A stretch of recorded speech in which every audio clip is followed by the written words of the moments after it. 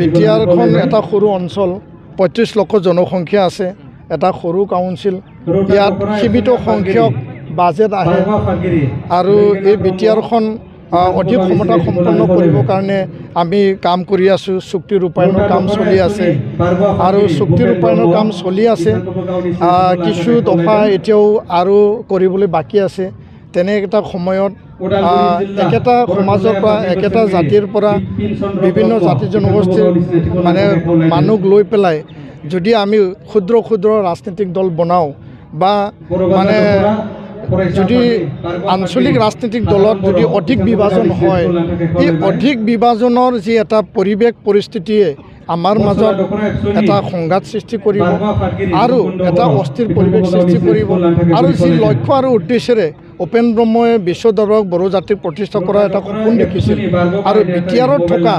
সকলো জাতি জনগোষ্ঠী ভাষা ভাষী লোকক একেলগে এই অঞ্চলত এই কাউন্সিলৰ যোগেদি আগুৱাই নিয়াৰ যি এটা চিন্তা সেই চিন্তাত ক'তবা নহয় ক'তবা ইয়াত মানে কেৰুণ লাগিব ক'তবা নহয় ক'তবা সমস্যাৰ সৃষ্টি হ'ব তো যিসকলে আবেগ বা বিভিন্ন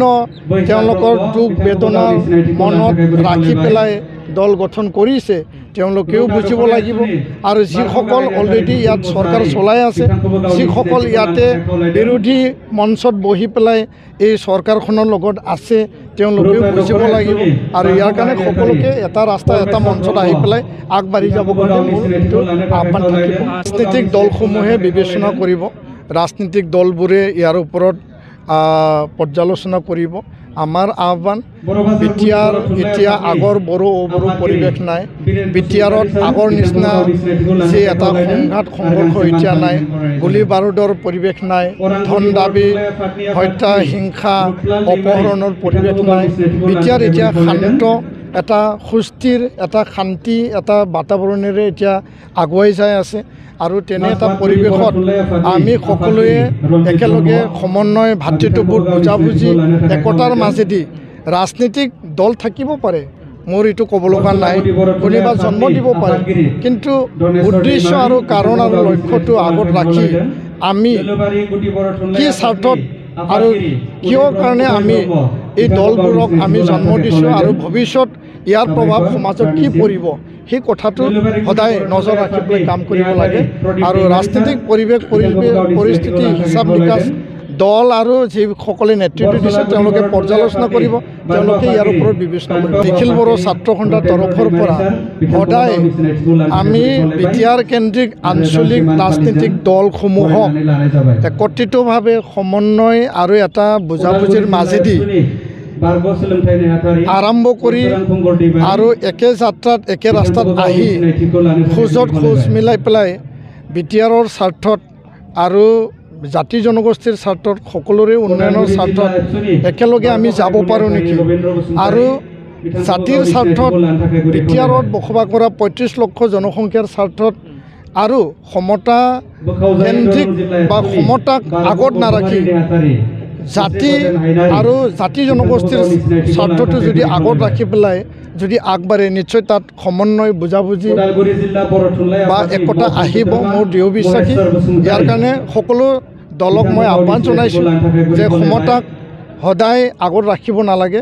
সমতা ৰাইজে আশীৰ্বাদ দিলে নিজে আহিব আৰু ইয়াৰ কাৰণে আমি সমন্বয় আৰু ভাতৃত্ববোধ কোনো কাৰণত আমি আৰু সংঘাত নিবিচাৰোঁ কোনো কাৰণত আমি সংঘৰ্ষ নিবিচাৰোঁ কোনো কাৰণত ৰাজনৈতিক অস্থিৰ পৰিৱেশ আমি নিবিচাৰোঁ সুস্থ এটা শান্তি বাতাবৰণ বিটিআৰ যিহেতু সকলোৱে এতিয়া পাবলৈ সক্ষম হৈছে আৰু সকলোৱে এতিয়া মুকলিমূৰীয়াকৈ মুকলি মনকৈ ঘূৰিব পাৰিছে কাম কৰিব পাৰিছে শিক্ষা অৰ্থনীতি সকলো দিশত আগবাঢ়িছে এই যি এটা পৰিৱেশ সদায় চিৰযুগমীয়া কৰিব লাগে তাৰ কাৰণে বিটিআৰ কেন্দ্ৰিক আঞ্চলিক ৰাজনৈতিক দলসমূহ একত্ৰিতভাৱে আগুৱাই যাই পেলাই কাম কৰিবলৈ আমাৰ আহ্বান আমাৰ এই দাবী সদায় থাকিব আৰু এই দাবী আৰু আহ্বানটো লক্ষ্য ৰাখি আমি কাম কৰি যাম পৰম্পৰাগতভাৱে যি আমাৰ ৰংজালী বৈশাগু ৰঙালী বিহু নিখিল বড়ো ছাত্ৰ সন্থাৰ 6টাকৈ আঞ্চলিক কমিটিয়ে ইষ্ট ওদালগুৰি ৰংজালী বৈশাগু উদযাপন কমিটিৰ যোগেদি প্ৰত্যেক বছৰে আন আন ঠাইত এই ৰঙালী বিহু উদযাপন কৰি আহিছে আৰু আজি বড়োবাজাৰ এই আঞ্চলিক অফিচৰ প্ৰাংগণত দুদিনীয়া কাৰ্যসূচীৰে যি এটা আয়োজন কৰা হৈছিল এতিয়া মুকলি বিহু বা গেওলাং বিহু প্ৰতিযোগিতা আৰম্ভ হ'ব আৰু এইটো আমি উদ্বোধন কৰিলোঁ বড়ো জাতি যি সময়ৰ পৰা অসমত বসবাস কৰিছে আৰু যুগ যুগ বছৰ ধৰি আমাৰ পূৰ্ব যিখিনি প্ৰজন্মই দীঘলীয়া কালৰ পৰা আমাৰ ৰীতি নীতি আমাৰ যিবিলাক পৰম্পৰা আমাৰ কলা সংস্কৃতিক লৈ পেলাই এই অসম এই পবিত্ৰ ভূমিত আৰু এই বৰ্তমানৰ বিটিয়াৰ এই পবিত্ৰ ভূমিত আমি নিজৰ কলা সংস্কৃতিৰ চিনাকি পৰিচয় লৈ আগুৱাই নিয়াৰ কাৰণে সকলো দিশত কাম কৰিছোঁ আৰু ৰংজালী বৈশাগু যিহেতু প্ৰাকৃতিক এই পৰিৱৰ্তন আৰু আমাৰ যি সমাজৰ লগত জাতিটোৰ লগত সম্পৰ্ক থকা এটা জাতীয় উৎসৱ সেই উৎসৱ উপলক্ষে সকলোৰে মনত এটা নতুন আশা নতুন এটা মানে দিশ আৰু ভাতৃত্ববোধ সমন্বয় আৰু আমাৰ মাজত মৰম স্নেহ বৃদ্ধিৰ যোগেদি সকলোৱে এইটো উদযাপন কৰিছে আৰু ইয়াত এটা নিদৰ্শন আমি দেখুৱাইছোঁ যে যিসকল আমাৰ সমাজৰ জাতিটোৰ জ্যেষ্ঠসকল আছে তেওঁলোকক আমি সম্বৰ্ধনা জনাইছোঁ সেৱা আগবঢ়াইছোঁ শ্ৰদ্ধা আমি তেওঁলোকক দিছোঁ আৰু তেওঁলোকৰ সমাজৰ প্ৰতি যিখিনি তেওঁলোকে কৰি থৈ গ'ল সেইটো আমি শ্ৰদ্ধা দি পেলাই তেওঁলোকক সন্মান কৰিছোঁ তো আশা কৰিছোঁ যে এই ৰংজালী বৈশাগুৰ যোগেদি ভূপেন ব্ৰহ্মই যি এটা সপোন দেখিছিল বিশ্ব দৰবাৰৰ বড়ো জাতি প্ৰতিষ্ঠা কৰিব লাগে আৰু জাতিটো আগুৱাই নিয়াৰ ক্ষেত্ৰত কলা সংস্কৃতি আমাৰ খাম জোতা চিফুং আমাৰ গামোচা আৰণাই দখনা এইটো জিআই টেগ পোৱাৰ পিছত বিশ্ব দৰবাৰত লৈ যোৱাৰ আমাৰ যি সংকল্প এই সংকল্প নিৰৱচ্ছিন্নভাৱে আমি কাম কৰি যাম আৰু এই বিহুৰ বতৰত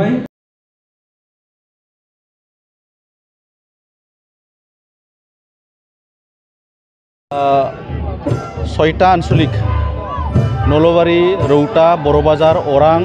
মাজবাট আৰু বৰচলা এই ছয়টা আঞ্চলিকে যৌথভাৱে আমি ৰঙালী বিহু উদযাপন কৰা হয় এই ছয়টা আঞ্চলিকে এটা কোঅৰ্ডিনেশ্যন কমিটি আছে এইটো ইষ্ট ওদালগুৰি কোঅৰ্ডিনেশ্যন কমিটি আগত আছিল ইষ্ট দৰং কোঅৰ্ডিনেশ্যন কমিটি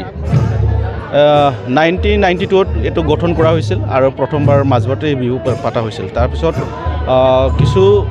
সময়ৰ অসুবিধাৰ কাৰণে এইটো অলপ দীৰ্ঘদিন হয়